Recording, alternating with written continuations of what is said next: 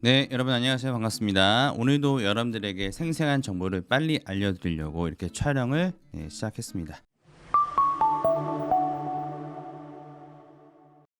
자, 삼성 면접 정보들 좀 알려드릴게요. 지금 현재 뭐 면접이 어느 정도 좀 진행됐잖아요. 그래서 여기저기서 이제 면접 보고 나서의 후기들을 좀 알려주고 계십니다. 근데 여러 가지 지금 질문들이 있으신데 몇 가지 그 질문에 대해 좀 정리드리면서 면접을 준비하시는 분들에게 좀 도움이 되고자 합니다. 일단 첫 번째로는 압박이 좀 심했다라고 말씀 많이 하셨어요. 그러니까 이것이 뭐 임원 면접이든 그다음에 뭐 직무 면접이든 압박이 좀 심했다라고 말씀하십니다. 근데 또 어떤 분들의 후기는 그렇게 압박이 심하진 않았고 뭐 직무 같은 경우에는 좀 직무에 대한 꼬리짐이 좀 어려웠다. 가면 갈수록 좀 문제를 어렵게 물어보더라라고 하는 후기 정도가 있었던 것 같습니다. 일단은 압박이라고 하는 것이 여러분들의 어떤 실력과 또는 인성을 평가하는 과정에서 나는 압박이라고 느낄 수 있지만 면접관은 그냥 꼬리짐을 하는 걸 수도 있는 거거든요. 그래서 우리가 이것이 압박이다라고 좀 하기보다는 거기에 대응해서 내가 얼마나 좀 침착하게 그 어떤 질문을 잘 이제 마무리하는가 이런 부분들에 대해서 더 신경 쓰시면 됩니다. 그래서 내 말이 틀렸다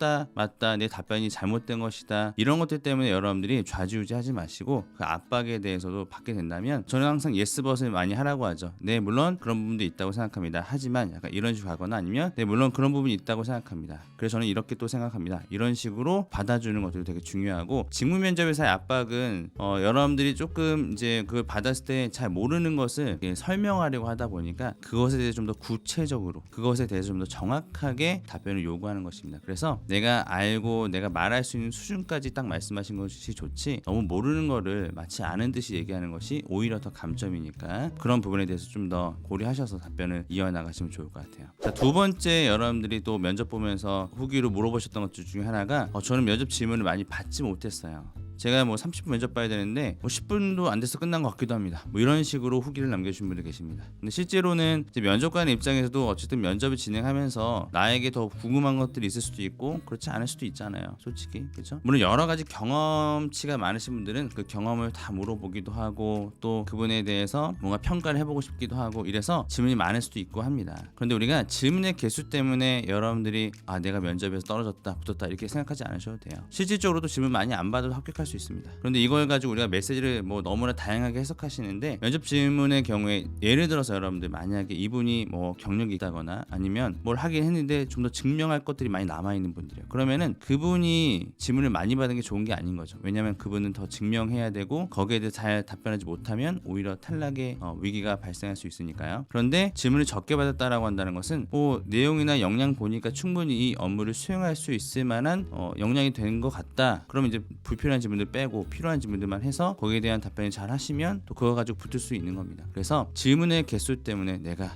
망했다 이렇게 생각하지 않으셔도 괜찮겠다. 자, 그 다음에 임원 면접이 중요하니 직무 면접이 중요하니 이런 질문들도 많이 하셨어요. 물론 대세론적으로는 임원 면접이 중요하죠. 저도 임원 면접의 중요성 좀 강조하는 편이고 임원 면접은 여러분들의 인성에 대한 부분들을 좀 더 잘 드러내야 되고 그렇죠? 여러분들의 가치관에 대한 부분들 태도에 대한 부분들 이런 것들을 좀 더 잘 보여주셔야 되는데 저는 이제 삼성전자 같은 경우에는 이공계열이 많다 보니까 그런 질문들에 대해서 되게 좀 약해요. 그래서 거기에 대한 여러분들 인사이트를 잘 준비하고 가셔라 이렇게 이전 영상에서 말씀을 드렸었는데 임원 면접에 대해서 여러분들이 잘 받고 직무면 좀 못했어요. 그렇죠? 뭐 그러면 임원을 잘 봤으니까 뭐 합격할 수 있지 않겠느냐 이렇게 생각하시는데 그걸 가지고 단정하기 어렵습니다. 근데 아무래도 임원 면접은 대체적으로 이제 여러분들이 많이들 준비할 수 있고 기본적인 인성들을 많이 물어보다 보니까 격차가 그렇게 크지 않을 수 있어요. 왜냐면은 뭐 어느 정도 이제 진짜 이상한 애가 아니면은 진짜 이상하게 말하거나 그러지 않은 이상은 대부분 다 평가를 좀 그래도 해줄 수 있잖아요. 그렇죠? 근데 직무 면접은 이게 모른다와 안다가 명확하게 구분될 수 있는 것이기 때문에 직무 면접에서 내가 너무 많이 답변하지 못했거나 제대로 대응하지 못했다라고 한다면 임원을 좀 잘 보더라도 탈락이 될 수도 있겠죠. 여러분들은 둘 다 잘 보기 위해서 노력하셔야 되지 이건 잘 봤는데 이건 못 봤다 이런 것 때문에 여러분들이 너무 임원 잘 봤으니까 나 붙을 수 있을 거야 이렇게 너무 단정해서도 안 됩니다. 둘 다 다 잘해야죠. 뭐 CIM 사업부 같은 경우에도 뭐 창의성 면접까지 보는데 다 잘해야죠. 창의성 면접은 비중이 낮으니까 대충 좀 이렇게 봐도 되지 않을까요? 그런 건 없습니다. 다 잘해야 됩니다. 거기 다 날고긴다라고 하는 친구들 와가지고 면접 보는데 내가 뭐 이거는 좀 잘 못해도 괜찮지 않을까라고 하는 아니란 마음을 먹지 마세요. 끝까지 다 열심히 하세요. 자, 그다음에 임원 면접에서 칭찬 좀 많이 받았어요. 이거 탈락인가요? 이렇게 물어보시는 경우도 있더라고요. 임원 면접을 봤는데 면접관이 되게 뭐 잘했다, 어떻게 말을 이렇게 잘하냐면서 이런 경우 어떻게 다 할 수 있었냐라고 하면서 나한테 칭찬을 많이 해준다는 거지. 뭐 그러다 보니까 괜히 불안해요. 우린 칭찬받으면 불안하잖아요. 그래, 내가 떨어지더라도 나에 대해 내가 삼성에 대해서 면접 본 기억이 뭔가 좀 되게 안 좋은 기억으로 남지 않도록 면접관이 혹시 나를 배려해 주려고 저런 얘기 하는 거 아닐까라는 어떤 생각들. 네, 그럴 수 있습니다. 충분히 그런 생각을 가질 수 있죠. 근데 뭐 예전에도 합격한 친구들을 보게 되면 임원에서 되게 호의적이었다는 친구들도 합격한 케이스가 있고, 말씀하신 것처럼 네, 굉장히 나한테 호의적이지 않았는데도 합격하는 케이스도 있어요. 항상 다 케이스 바이 케이스죠. 면접이라고 하는 것도 그렇고 임원들도 임원 면접이나 면접관의 특성에 따라 다 다르고, 면접관들도 보세요. 직무 면접 같은 것들은 자기가 잘 알고 있는 분야들은 잘 물어볼 수 있잖아요. 그렇죠? 그러다 보면 압박이 좀 더 있을 수도 있는 거고, 다 자기가 전공했던 분야와 다른 어떤 잘 모르는 분야에 대해서는 면접관들도 잘 못 물어볼 수도 있지 않겠습니까? 뭐 그런 것들을 다 고려해 본다면 모든 면접은 다 면접관의 특성과 성향이 반영될 수밖에 없다. 근데 칭찬을 받았다라고 하는 것이 꼭 나쁠 건 없습니다. 여러분들이 너무 그거에 대해서 이거 좀 불안한데 라고 생각하지 마시고, 여러분들 면접 전반에 대한 그 답변을 잘 한번 뭐라고 해야 될까요? 되뇌어 보세요. 그래서 내가 이런 면접에 대해 어떻게 답변한 게 좀 좋았는지 안 좋았는지 이런 것들 한번 새겨보면서 여러분들 결과를 좀 기다려 보시는 것도 좋지 않을까 생각합니다. 현장 가면 비대면이냐 이렇게 물어보신 경우가 있는데, 네, 비대면으로 다 진행하고 있죠. 그리고 이제 카메라 보고 말해야 되느냐 이런 것도 물어보시는데, 카메라 보고 말씀하시면 됩니다. 면접관 뭐 눈 마주치거나 이렇게 하려고 하지 않으셔도 되고 그냥 카메라를 응시하시고 답변하시면 되는데, 이게 또 안 해보면 어색합니다. 그러니까 사전에 미리 경험을 해보시고 가시면 좋을 것 같아요. 우리가 뭐 웹캠이라든지 이런 거 카메라 보면서 얘기하는 연습 이런 것도 해보시면 더 좋겠죠. 그 점을 여러분들께서 좀 체크하셔서 가시면 좋겠고, 마스크는 벗고 합니다. 여러분 마스크 벗고 하니까 마스크 호흡 때문에 뭐 곤란해지거나 이런 일들은 없다 이렇게 보시면 되겠어요. 현장 가게 되면 우리가 준비했던 노트픽 이런 거 막 써서 가잖아요. 우리 막 면접도 마치 공부처럼 이렇게 준비해서 가지 않겠습니까? 가서 현장에서 볼 수 있냐 못 본다는 점, 이 점도 잘 체크해서 가시고 사전에 미리 다 숙지하고 가세요. 근데 우리가 면접 볼 때 솔직히 모든 것을 다 외워서 갈 수는 없습니다. 그렇죠? 저는 우리가 왜 군대에 가게 되면 자다가도 일어나서 복무신조 외우라고 하면 복무신조 외우잖아요. 그렇죠? 그런 것들처럼 그냥 툭 치면 툭 나와야 돼요.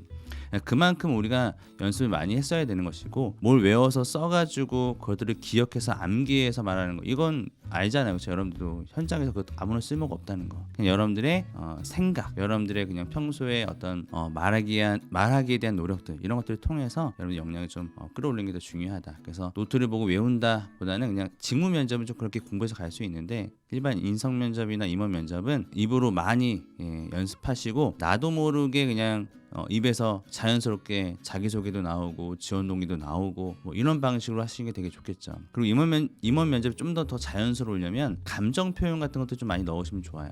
그래서 뭐 경험에 대해서 얘기해 보거나 갈등에 대해서 얘기해 보라고 하는데, 갈등 경험에서 그때 제게 먼저 다가갔습니다. 손을 내밀었지요. 그래서 먼저 다가가서 화해를 신청하였습니다. 너무 다 착한 척하고 그렇죠. 그런 게 아니라 그때 당시 솔직히 갈등이 있었을 때 좀 먼저 다가가는 것이 자존심이 상하기도 했지만, 제가 다가가지 않는다면 저희가 목표로 했던 것들을 달성할 수 없었기 때문에 먼저 가서 이야기를 좀 해보려고 노력했던 것 같습니다. 뭐 이렇게 하는 게 오히려 더 자연스러운 그때의 감정 아니겠습니까? 근데 그런 것들을 우리가 다 배제하고 너무 답에 집중하다 보니까 그런 정황이나 아니면은 그런 어떤 감정적인 표현이나 이런 것들이 너무 미숙한 경우들이 많습니다.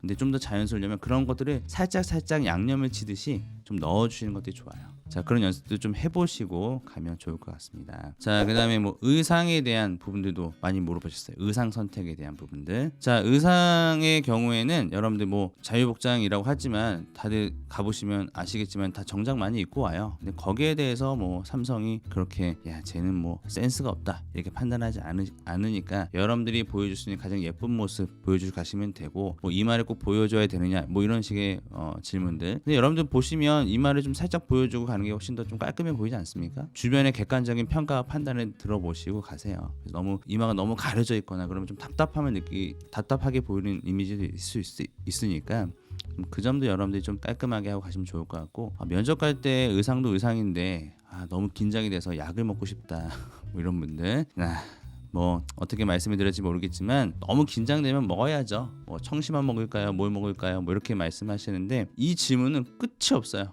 이 질문은 항상 뭐 면접 보러 가신 분들마다 항상 매년 제가 이걸 뭐 오랫동안 해오고 있지만 매년 물어봅니다. 약 먹고 가야 되나요? 전날 먹어보세요죠. 전날 먹어보시고 내가 아무런 몸에 문제가 없으면 먹고 가시는데 당일날 안 먹고 있다가 당일날 딱 먹잖아요. 그러면은 이게 왠지 좀 어떤 분들은 되게 루즈해진다고 하더라고요. 되게 몸이 처진대요. 그리고 오히려 어눌해진대요. 약간. 그러니까 그런 어떤 부작용도 있을 수 있으시니까 최대한 그거를 사전에 먼저 드셔보시고 내 몸의 반응을 한번 살펴보시고 그리고 나서 뭐 안정감이 드는 것 같다 생각하시면 먹고 가는 것도 나쁘지 않겠죠. 굳이 내가 막 긴장은 떨리는데 약에 의존하지 않겠어 이렇게 너무 그렇게 하실 필요는 없습니다. 여러분들의 자유로운 선택에 맡기면 되는 거죠. 그 다음에 직무 면접에서 직무에 대한 전문성을 요구하는데 그 수준이 어느 정도인지 모르겠다. 그러니까 면접 보고 오셨는데 예를 들어서 이제 직무 면접을 보시잖아요, 그렇죠? 그러면은 처음에는 좀 쉬운 것들을 좀 물어봐요. 뭐 아니면 처음에는 좀 프로젝트 했던 경험들 한번 자세하게 얘기해달라. 거기서 본인의 역할이 무엇이었는지 얘기해봐라. 그 과정에서 뭐 땡땡에 대한 문제가 발생했다고 했는데 그 땡땡에 대한 문제는 어떻게 해결했는지 얘기해봐라.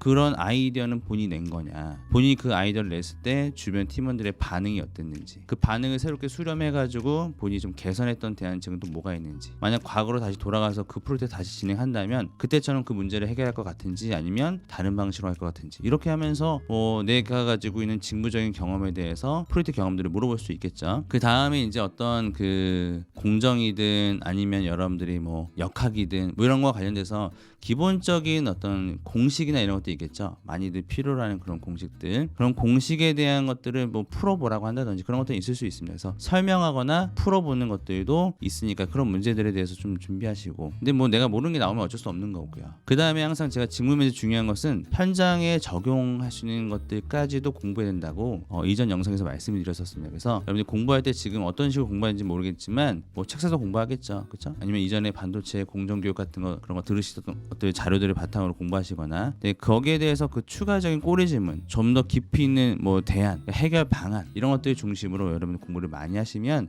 그 정도 수준에서 여러분들께서 충분히 답변하실 수 있을 거라고 저는 생각을 합니다. 그래서 제가 이제 솔직히 말해서 다 알려드리고 싶어요. 반도체, 뭐 기계, 뭐 파운드리 공정 쪽에서, 메모리 공정 기술 쪽에서 어떤 질문들이 많이 나오나 알려드리고 싶은데, 그러면은 뭐 이게 다른 업체에서 많이 하잖아요, 여러분들, 그쵸? 그거 다른 업체 유튜브에서 많이 알려주지 않습니까? 그럼 보고 하시면 되고, 그걸 제가 전공에 대한 모든 것들을 다 알려드리기에는 너무 시간적으로도 또 많지 않죠. 그런 부분들에 대한 어떤 방식들만 여러분들에게 좀 알려드려도 충분히 여러분들 직무 면접에서 좋은 결과 얻을 수 있다고 생각합니다. 그 다음에 인성검사를 봤는데, 그쵸? 인성검사를 했잖아요, 여러분들. 그 다음에 답변이 내가 다름이 없이 떨어질 수 있냐, 이렇게 많이들 물어보시더라고요. 그래서 인성검사를 보시죠, 그렇죠? 그 다음에 그 검사 결과 나올 거 아니겠습니까? 그럼 예를 들어 내가 책임감이 강한 사람이라고 말을 하는데 인성검사에서는 그렇게 안 나와요. 예를 들어서 책임감이 낮게 나왔어요. 그러면 이거 비교해가지고 나 떨어뜨리는 거 아니냐, 말이 달라지면 안 되는 거 아니냐, 그러니까 이런 식으로 생각을 하시더라고요. 근데 뭐 인성검사는 어쨌든 여러분들이 체크를 하기 때문에 어느 방향으로 일정하게 체크를 하실 거기 때문에 내가 어떤 성향이나 특성이 좀 드러날 수는 있겠죠. 예측할 수도 있고. 근데 그거는 참고 자료이죠. 그걸 가지고 맞다를 비교해서 얘 거짓말하고 있구나, 거짓말 탐지기의 도구로 사용하는 것이 아닙니다. 그러니까 그거는 참고해서, 만약에 내가 책임감이 낮다고 하는데 인성검사에서는 내가 책임감이 있다고 얘기한다면 그럼 책임감을 발휘했던 경험에 대해서 한번 증명해봐라 라고 하겠죠. 그것을 이제 증명할 수 있으면 얘가 뭐 책임감이 있는 사람이구나 라고 평가를 하는 것이지, 거기에서 다르다고 해서 우리가 떨어지거나 하는 건 아니다라고 하는 점도 기억하시면 좋겠습니다.